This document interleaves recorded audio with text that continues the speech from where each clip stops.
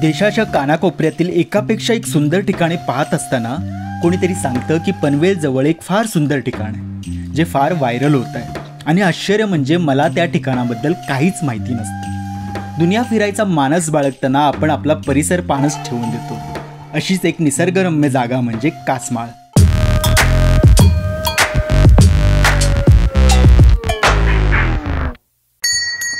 नमस्कार मित्रांनो, पुन्हा एकदा आपलं चॅनल ट्रॅक्यूवर आपलं स्वागत आहे. यावेळी आम्ही चाललो कुणाल आणि मी दोघंही पनवेलवरून चाललो कासमाळ या नावाच्या ठिकाणी. पेन जवळ आहे आणि पनवेलपासून अंदाजे 40 किलोमीटर अंतर आहे. तर काय आहे हा कासमाळ? जसे की नावातच माळ आहे म्हणजे पठार आहे. आणि सध्या इथले व्हिडिओज व्हायरल होत आहेत कारण पठार आहे, डोंगर टेकडी आहे आणि तिथे वळणावळणाचे रस्ते आहेत, त्यामुळे बायकर्स आता तिथे चाललेत. तरी आम्ही आता कारने चाललो आहोत. तर ऑक्टोबरच्या मिडमध्ये आहोत, तर ग्रीनरी असणार आहे आणि फ्लॉवरिंग असणार आहे. तर या व्हिडिओच्या शेवटपर्यंत राहा कारण काहीतरी नवीन तुम्हाला या व्हिडिओत पाहायला मिळणार आहे. आणि हा व्हिडिओ पाहून झाल्यानंतर तुमची इच्छा होणार आहे इथे भेट देण्याची. गोवा हायवेने आपण पेणपर्यंत सहज पोहोचतो. पेणपासून आत कासमाळचा घाट 8 किलोमीटर आहे.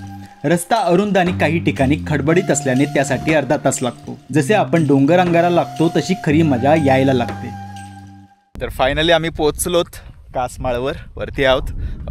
कार आमची तिकडे पार्क केली, म्हणजे छोटा रस्ता आहे, रस्त्यावर तशी कार पार्क करायला जागा नाही आहे. पण थोडंसं पुढे आल्यावर एक कच्ची सडक आत गेलेली दिसते, तिथे गाडी पार्क केलेली आहे. आणि या पॉईंटवरून आता पूर्ण पठार आम्हाला दिसतं आहे. जायला 2 वाटा आहेत. इथे एक वाट गेलेली दिसते, म्हणजे एक वरचा हा व्ह्यू पॉईंट आहे म्हणू शकतो आणि तिथेही आहे. तर आता आपण बघूयात की इथून आपल्याला आता काय दिसणार आहे, कारण खालच्या या ग्राउंडवरून तर आपल्याला काय दिसणार नाही आहेत. त्यामुळे एरियल शॉट्स हवेत. आता आम्ही इथून ड्रोन फ्लाय करणार आहोत आणि जी मजा आहे ते या शॉट्समध्येच आहे.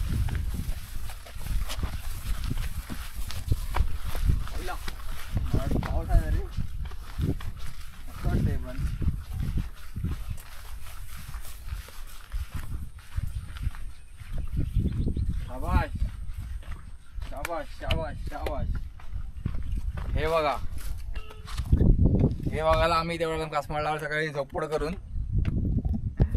तर बोलायचं लोक इथे यायला लागलेत, भरपूर लोक येतात. यावं, निसर्गाचा आनंद घ्यावा.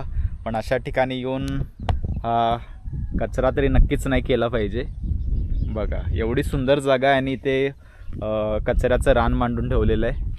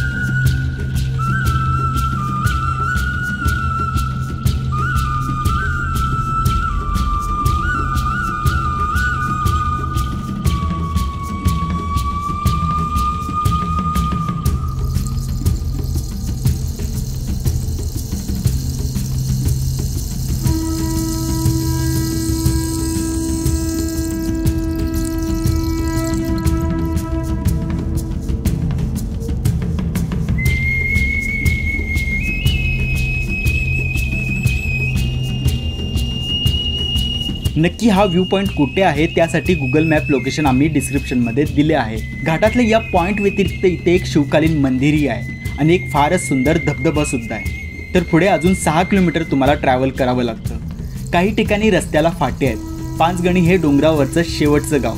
मुळात हा डोंगर म्हणजे एक किल्ला जो मिरगड, सोनगीर व मिऱ्याचा डोंगर म्हणूनही ओळखला जातो.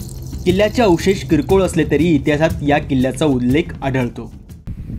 तर हे आम्ही विचारत रस्ते चुकत कसं इथपर्यंत पोहोचलो. तुम्ही जर येत असाल इथपर्यंत तर कारण डायव्हर्शन भरपूर आहेत, त्यामुळे मॅप आधीपासून लावूनच या. तर हा कॉन्क्रीटचा रस्ता इथपर्यंत आला आहे. पुढे कच्ची सडक आहे, तर पुढे गाडी नाही जाऊ शकत. गाडी आम्ही आमची इथे पार्क केली आहे आणि आता इथून आम्हाला चालत जायचं आहे. जसं की गावातली काही लोक दिसत आहेत, त्यांना विचारलं तर त्यांनी सांगितलं की जास्त काही नाही आहे, लगेच आपण थोड्या वेळात आपण पोहोचू तिथे. आणि त्यानंतर व्याघ्रेश्वर मंदिर पाहिल्यानंतर पुढे मग अजून एक धबधबा आहे माहिती नाही आता पाणी असेल की नसेल, तिथे जाऊन कळेल आपल्याला. तर तुम्ही ज्यावेळी इथे याल, तर आता तरी नसणार आहे, पुढच्या सीझनमध्ये ज्यावेळी पावसाळा असेल त्यावेळी परत तुम्ही इथे जर याल तर मंदिरानंतर तुम्ही इकडचा तो धबधबा पण कव्हर करू शकता. मंदिर आणि धबधबा पाहण्यासाठी फारच थोडं चालावं लागतं, त्यामुळे कुटुंबासह मुंबईजवळ वन डे रिटर्न कुठे रमायचं असेल तर हे योग्य ठिकाण आहे. सरळ वाटेने चालताना पुढे उजवीकडे गेलेली वाट या मंदिराजवळ घेऊन येते. मंदिर शिवकालीन आहे आणि इथे शिवाजी महाराजांनी भेट दिली होती असे इथले पुजारी तर सांगतातच. शिवाय मोगलांसोबत झालेल्या इथल्या लढाईत स्वतः शिवरायांनी सहभाग घेतला होता असा इतिहास सांगतो.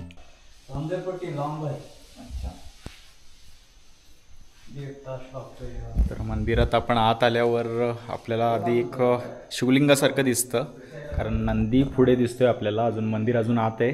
तर मंदिरात पहिला प्रवेश केल्यानंतर ज्या पहिल्या खोलीत आपल्याला हा देव दिसतो, तर हे जे लिंग समान दिसतंय तर ही वरदानी देवी आहे, आनंदी. आणि आत आपण येतो तर आत अजून काही मूर्त्या आपल्याला दिसत आहेत.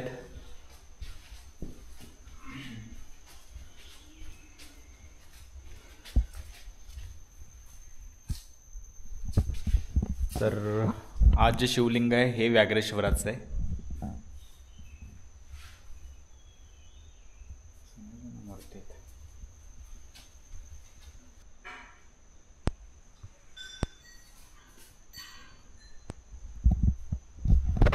जुनं कौलारू मंदिर आहे आणि अशी कौलारू मंदिर दिसणं आता दुर्मिळ आहे, फार दुर्मिळ झालेलं आहे. त्यामुळे अशा ठिकाणी असं मंदिर पाहण्याचा जो योग मिळतो तो चुकवू नये. त्यामुळे जर तुम्ही असा कासमाळला याल त्यावेळी हे मंदिर पाहायला नक्की या, कारण छान मंदिर आहे.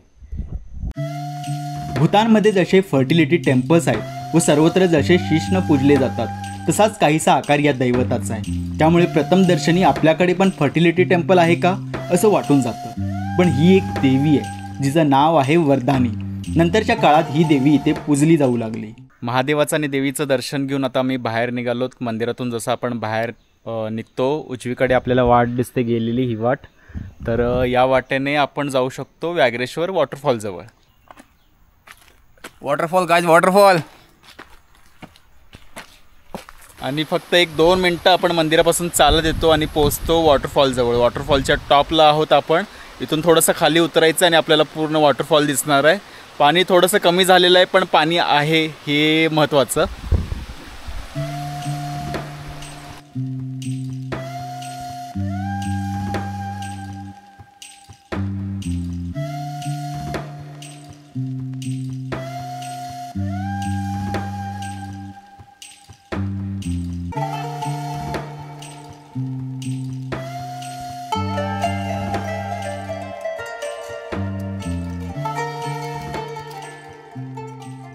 या वॉटरफॉलच्या या माथ्यावर तरी आपण आलोत, पण इथून खाली जायची वाट नाही आहे. तर काही 2 स्थानिक होते इथे, त्यांना विचारलं तर त्यांनी सांगितलं मंदिराकडून जिथून आपण आलो थोडंसं आपण पुढे आलो तिथून उजवीकडे एक वाट गेली होती, तिथून आपण खाली उतरू शकतो. पण तुम्ही दोन्ही ठिकाणं पाहू शकतात, कारण ही पण जागा फार छान आहे. बघू शकता केवढा मोठा कातळ आहे आणि इथून पाणी खाली पडतं आहे. पाऊस संपलेला आहे तरी पण धबधब्याला पाणी आहे. आणि आता जेवढा धबधबा हा वाहतोय, म्हणायला म्हणू शकतो की आपण अजून पण जो रुंदी आहे धबधब्याची ती 15 फुटाची आहे. आणि पूर्ण जर कातळ बघितलात तर बघा तुम्ही कल्पना करू शकता की पावसाळ्यात हा धबधबा कसा ओसांडून वाहत असेल.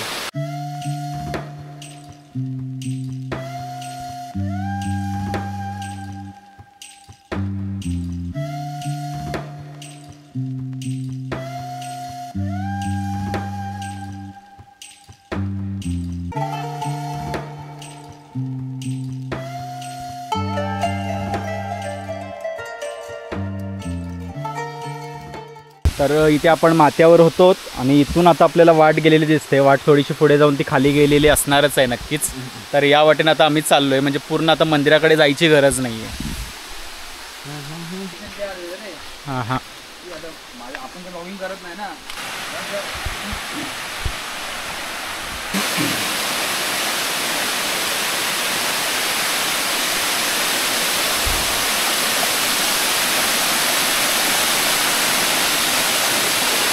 आणि हे आम्ही आलो खाली धबधब्याजवळ. वरून जेवढा धबधबा छान दिसत होता त्यापेक्षा किंचितचा थोडा जास्त छान अजून खालून दिसतोय.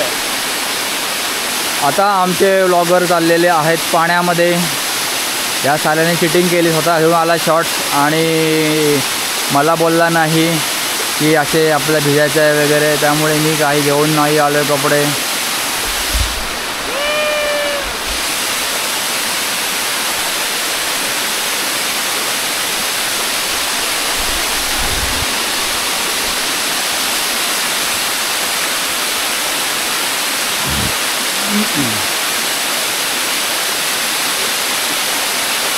घसरगुंडी, इट इज गाइस घसरगुंडी, नॅचरल घसरगुंडी, that too without any fees.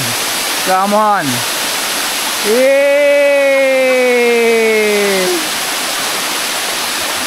ऐसा किधर मजा करने को मिलेगा, वो भी अक्टूबर की गर्मी में. बऱ्याच वेळा आपल्याजवळही काही भन्नाट लपलेलं असतं आणि कधी ना कधी ती जागा प्रकाशात येते.